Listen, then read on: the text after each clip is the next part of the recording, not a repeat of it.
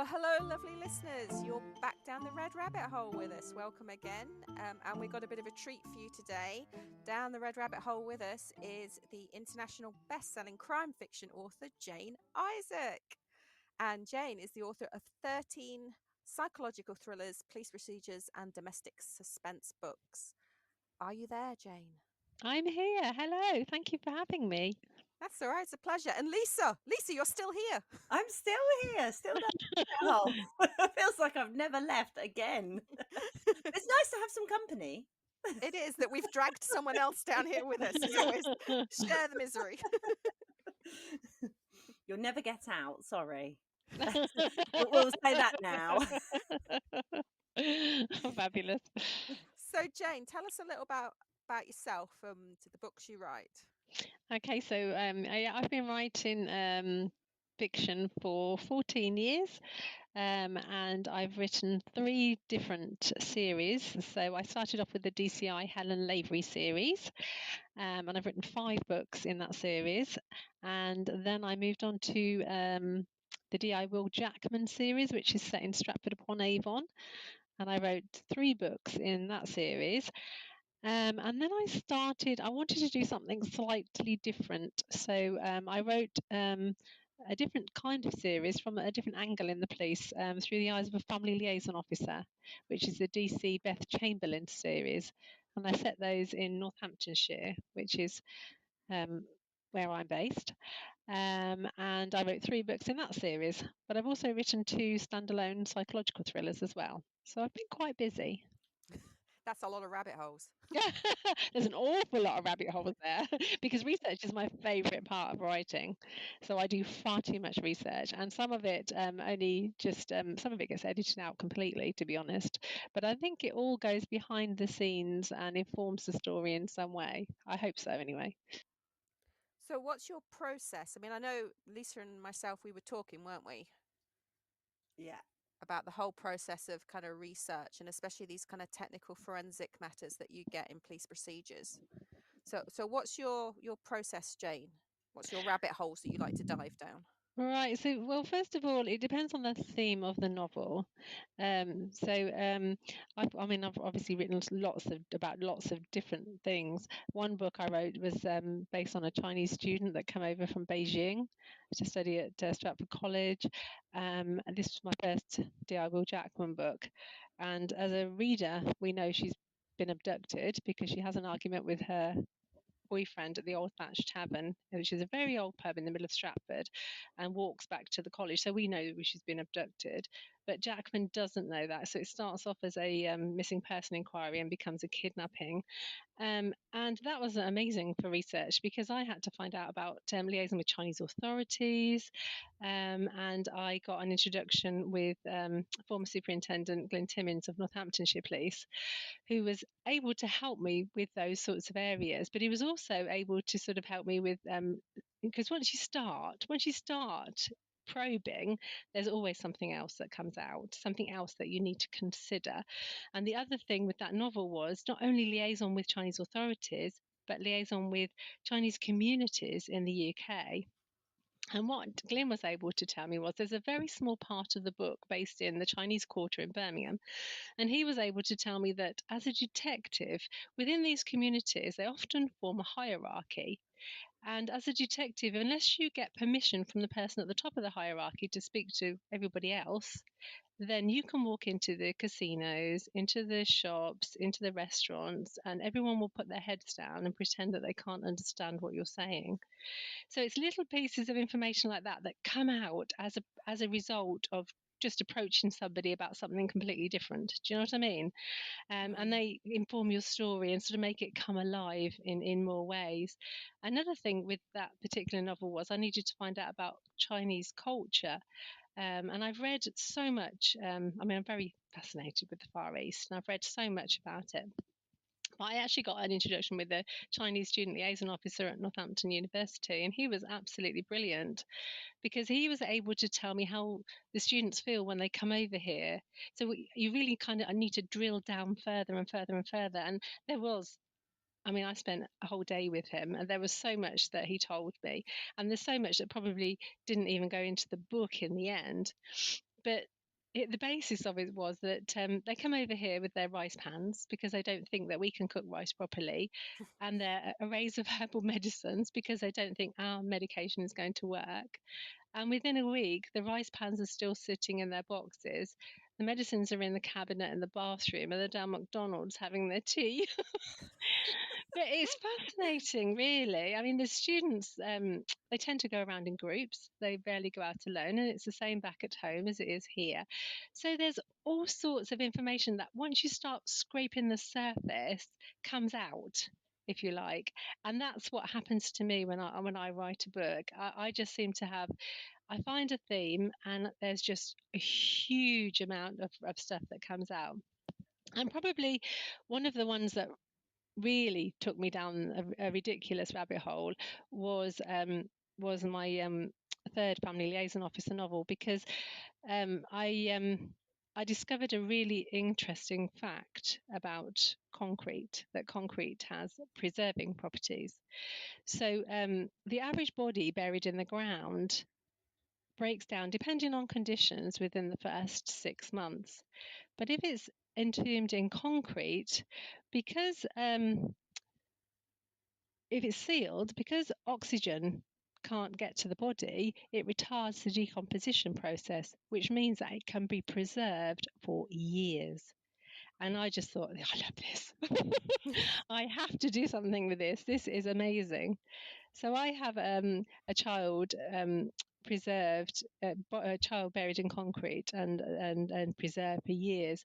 Now this is based on a real case. This was sparked by a real case, which I'm sure we'll talk about in a little while. But the rabbit hole that it took me down, you just wouldn't believe the amount of police procedures that you have to go through for something unusual like this is absolutely incredible.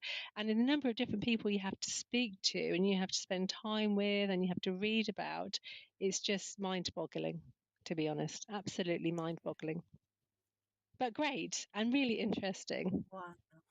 This is why it takes me a year to write a book. And how much of that is the editing process as well? That you said you know you go down these rabbit holes, you find out all these things, and you can't include everything. No, I mean, and also if you included everything, it would be boring for the reader, really. You only include what's absolutely necessary, and that will still be slimmed down by your editor as well. But you need to, I think, I always feel that I really need to understand a process before I can write about it. Like in my first novel, I had a woman that spent a night in a police cell, a school teacher, never ever had any run-ins with the police at all before that. So I had to go and sit in a police cell and just feel the thin mattress beneath me, look at the graffiti on the walls, that kind of smell of like bleach and another cleaning agent that you can't identify, the toilet in the corner that you really don't want to use. And the clang of that door when it closes, that metal door when it closes, oh my goodness, it goes through you. So I kind of had to experience that for myself to be able to inform that. But literally, I mean, it's the opening scene of the book, but it's very, very short. So my experience took a lot longer than actually sitting down and writing the lines that that it was incorporated in the story, if you like. So that's the story you tell, Jane, that you did it for research, but really, what did you get arrested for? Yeah, well, that's another story. But it's fascinating. It's fascinating to experience things. I think this is one of the nicest things about writing a book. You get to experience things that you would never experience otherwise. How do you ask? How do you ask? Did you just go and say, "Could I spend a night in the cells, please?" Well, these actually, I was quite lucky because it was the my local cells, the Kettering cells, when they were being closed, and they had an open day before they were being closed, and they were being centralised. So on that occasion, I just literally said, "Can I go and spend some time in there? Can you close the door?" and that sort of thing. So that was quite nice. But other things like with my second book, I needed to find out how to get off the inside door panel of a Mini, whether there was any room behind it, and whether you could store something there. So one wet Wednesday afternoon, I phoned Rutland Minis, as you do, And honestly, the poor guy, I mean, I was asking some very searching questions, but luckily by then I had a website, and I could say, well, I'm writing a book, you know. And it was my second book. And he was brilliant. He sent me the diagrams of the inside door panel of a Mini, showed me where to take where the screws were. He measured the room behind it. I mean, honestly, if anybody out there needs to get off the inside door panel of a Mini, I'm your girl. I can do that. Never owned a Mini, probably never That's what will. got her But in the there we police are. cells, didn't it? Well, Yeah. you never know, do you? No comment. Still quite enjoying the idea of an open day in a prison. I mean, an open day in the cells. Before we close, we have an open day. I think one of the worst things being a writer though is when you do all this research and then your editor starts picking it out and you just think that was gold. That took me I ages. know it can be really galling actually when that happens, but I think the most important thing is the story, isn't it? The story is the most important thing at the end of the day. So it's great for us to be able to experience all these things, but if they don't inform the story or move it along, it can't be included, can it? So, Hush Little Baby is the book that we're going to be talking about today. And it was inspired, not based on, but inspired by a true crime case in this country. And it's probably a case that not many true crime enthusiasts are going to know about. Lisa, you specifically looked into the case itself. So, Yeah, yeah, and it's it was a really sad case. I think if it was because it was 2005, and do correct me if I've got any of the details wrong. Well, I think it was first discovered in 2002, but it was 2005 when they did the hearing on it. Oh, yes. So a lot of the newspaper articles I was looking at were all coming up as 2005. But It took them years to work out even what had happened to the poor child. It was terrible. yeah, and there are some details in it that are really quite disturbing, aren't they? So it was a 4 to 6 month old baby who we will call Lara because that is what she was named by, I believe, the first police officer who saw her. But somebody was working in his garage with a jackhammer and he cracked open a piece of concrete. And initially, what he found, he put into a plastic bag. He just thought maybe it was an animal, and actually threw it into some water. And then later on, thought, oh, hang on a minute, I'm not sure about that, and went and retrieved it and called the police. And it turned out to be the body of a baby girl. That's right.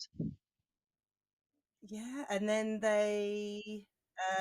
well, she'd been left in the mixture. They can't ascertain, and this is a really detail that makes me really sad. They can't ascertain if she was alive at the time she went into the concrete or not. There was a lot said about that, wasn't there? But they're not absolutely sure whether she was dead before they encased her in the concrete or not. Yes, yes, because she definitely not had, from the evidence that they'd found, she definitely not had a very pleasant short life, and that was acknowledged in the service, wasn't it? When she was, because she has a tombstone, and she was buried and kind of laid to rest, and in that they talked. I think it was the police officer again, or it might have been who was conducting the service, spoke about that she'd had a really difficult life, but now she could be at peace. Um, but there's details, even like it was in two pours. So that made me feel quite uncomfortable when I was reading that bit. So that whoever had done it had poured one lot of Yes, concrete. yeah. That's right, and then leveled it out and poured another lot. I mean, it's incredibly sad. I mean, she's been in there for 15 years in the concrete, and this guy found. I mean, this block had been sitting in this guy's garage. He was clearing out this garage, and he'd never bothered with it before. He just didn't know what it was, and it was only when he cracked it open he realised that there No. was actually something in there. So, and what's interesting about it, I mean, it's actually been done in other cases as well. But before we did the podcast, I just had a quick look online, and there's been a couple of cases in the States as well where they've found bodies, children actually, both times buried in concrete. There was one this year, and I think it's because concrete does have these preserving properties, and if oxygen doesn't get to the body, then it can be preserved for so long. But most people don't realise that. They think it's going to break down and it will just disappear. But the other thing to sort of mention is that as soon as this is one of the things that I discovered, as soon as oxygen hits the body, it will go into rapid degeneration. So you will get a nasty smell from it, and it does degenerate sort of much quicker than a normal body would. But I just thought it was a fascinating case, and it was years and years and years later that it sparked my story. I mean, that originally happened in 2002. In 2005, that's when they did the hearing, and it's undetermined who killed her because both her parents are dead, which I thought was really sad. But they did actually arrest somebody for it in 2004.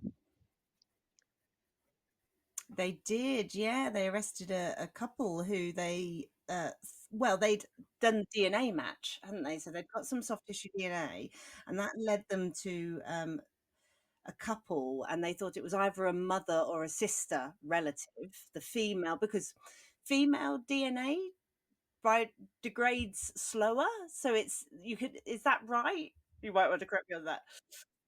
Do you know that one? I don't know. I don't know about female DNA degrading quicker. I don't know, but I do know that they determined that it was a sister and her husband, and they were actually arrested. They actually spent about, I think it was about 48 hours in police custody. And there were articles in the press about it and all sorts. It must have been pretty dreadful for them at the time, actually, just because of this DNA match. Which and then they released them, so because obviously weren't guilty, but just because they lived in nearby Whitehaven and the child's body was discovered in Cumbria, and obviously the DNA match. But it must have been pretty horrible, mustn't it? Yeah, and they think, well, she said that her mother had concealed another pregnancy, had concealed the pregnancy of her sister until birth. So there was sort of this slightly circumstantial evidence that maybe she would have concealed another pregnancy, but still no more details than that because both of the parents had passed away. So there was no way to ask them. And they checked all the records, haven't they? They checked all the local hospital records because you said 15 years, and I think that's what they initially thought. But then did they potentially say it could be a bit longer? Well, they never really determined exactly how long. It's ever so hard. I mean, I know when I was looking at when I was writing my book on mine, I was sort of looking at how they determine it. I mean, you can't take it to a normal pathologist. It has to be an anthropologist, archaeologist, because they need to look at the any soil that's nearby. They need to look at soil samples to see whether it's actually been moved. They need to look at the bones and things like that. So it's a very specialist role to determine how long they've actually been encased in there. Wow. So what is an anthropologist archaeologist? Everyone else might not know, but I don't. Bless you. So it's a forensic anthropologist, archaeologist. Okay. So it's just like an extension really of a pathologist, but they specialize in people, and they specialize in archaeology, in soil and things like that. So they've got to sort of look at both of those areas to try and determine how long the body has been encased. So, for example, with my book, I had a baby that was encased in concrete. And then my book was 15 years, but as part of the police investigation, the forensic anthropologist archaeologist had to take soil samples from the scene to compare with what was on the block to see whether the concrete block had been moved, like it'd been put there recently or whatever. My body was discovered on a building site. So what it happened was it was formerly farmers' land, and then it was bought up by developers, and it was in the development process that the concrete block was chipped and the child was discovered. So of course they needed to establish whether the block had been put there by somebody, dumped while they developed it, or whether it had been there a long time. So of course that took me down a whole new rabbit hole of like farming, really, because formerly it was a farmer's field.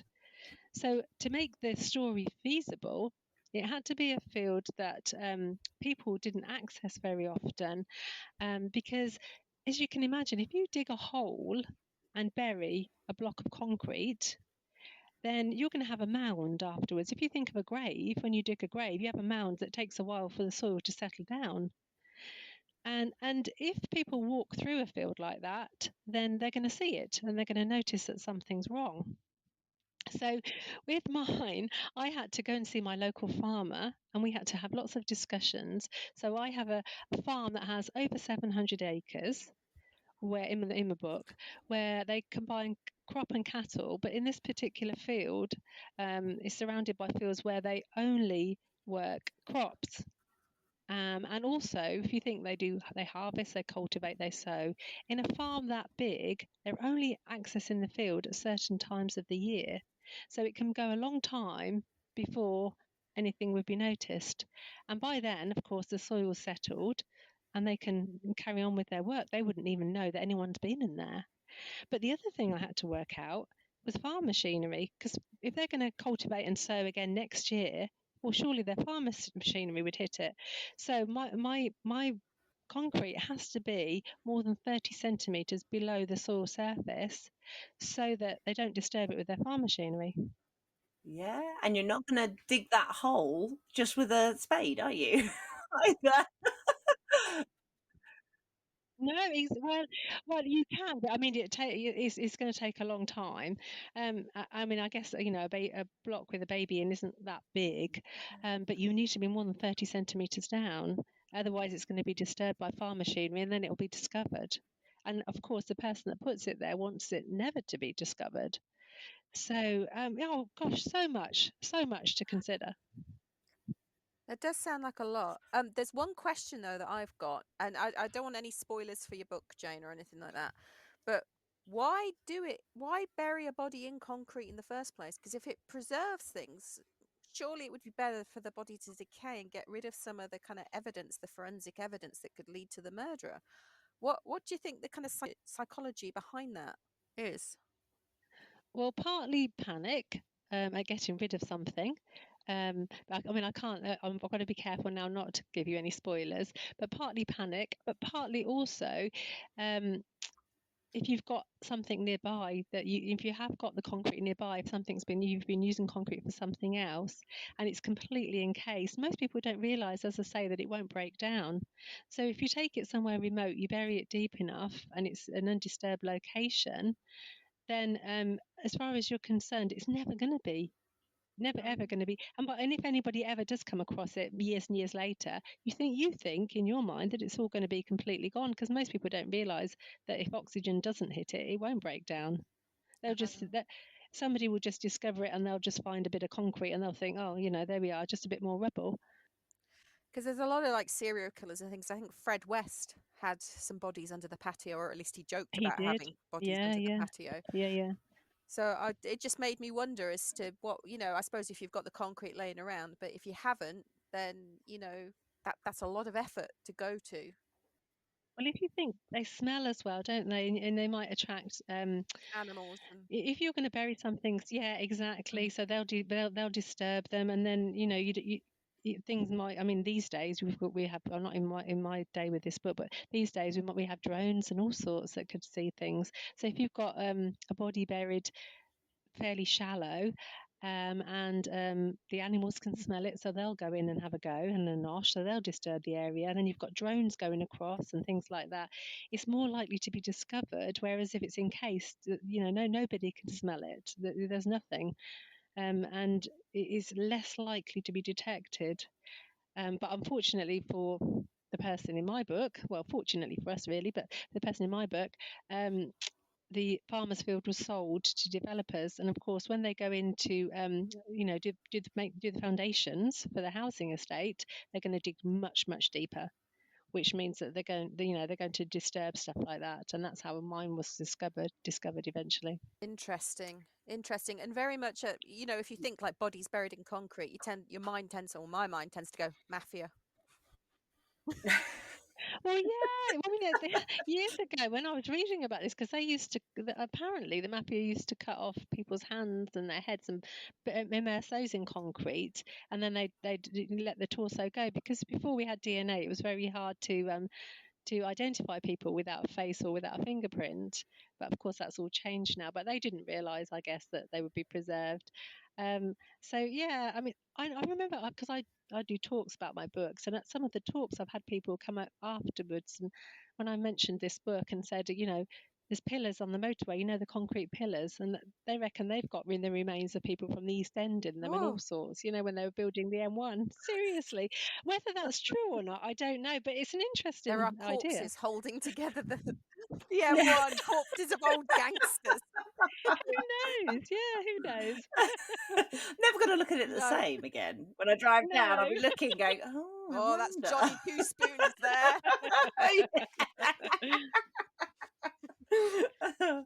Well, Jane, so you were talking about you go down the rabbit holes into the research and what it really does do in your books, because I've read Hush Little Baby very recently, and it really does bring the imagery to life.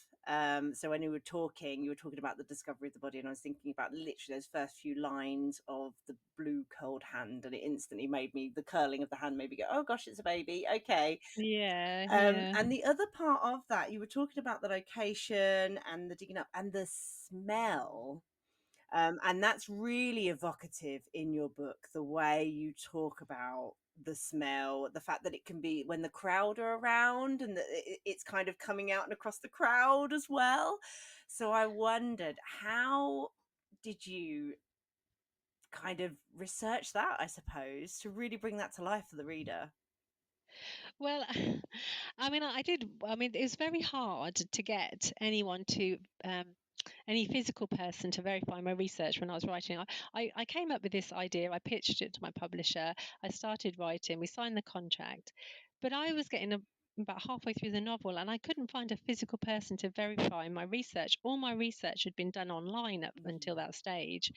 And although you can cross-reference online, there is obviously some fake news out there. And I was starting to get very hot under the collar because I couldn't find anyone that would tell me, one, what my body would look like when it was discovered, which I did need to give my readers just a little bit of a flavour of that, even though my books aren't graphically violent, just a little bit of an idea. But two, what would happen when it,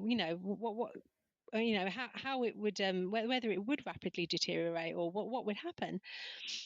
So, and I couldn't find anybody to help me with it. So I decided that I would have to do my own experiment.